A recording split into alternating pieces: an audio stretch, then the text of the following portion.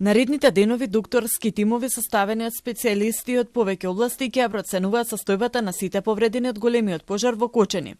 Со тоа ќе се утврди понатамошниот тек на нивното лекување.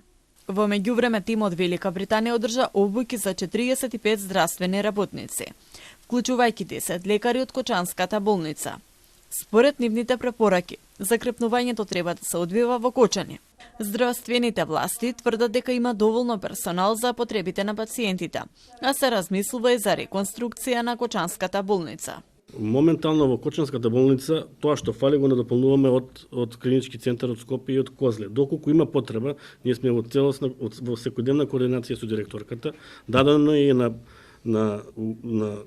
увид доколку има потреба да побара, ние имаме спремни од овие 45 што се ги обучува англичаните, 10 се само од Кочани. Другите 35 можеме уште во секој момент да ги пренесеме и да бидат таму. Во моментот 40 пациенти се на физикална терапија во земјава, а само 20 од пациентите кои се лекуваат во Кочани имаат активни рани и потреба од редовни преврски. Кај останатите раните се затворени и тие продолжуваат со физикална терапија. Неудамна реагира и од иницијативата Супорт Кочани, кои велат дека само една докторка е задолжена да се грижи за сите пациенти. И исто така истакнаа дека компресивната облека, која треба да ја носат дел од пациентите, е многу скапа и дека постојано треба да се менува.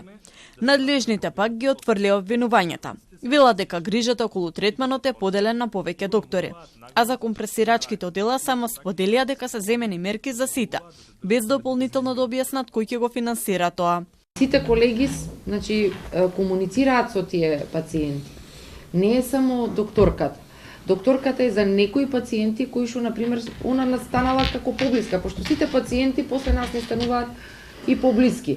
И затоа се поделени кај нас на пластична хирургија, ги поделивме сите да имаме скоро еднаков број на пациенти, за да може на сите да им дадеме соодветен одговор, соодветно внимание. Тим од Бугарија дојдоа во Кочани да направат индивидуални мерки кај сите повредени каде што има потреба од вакви компресивни ракавици.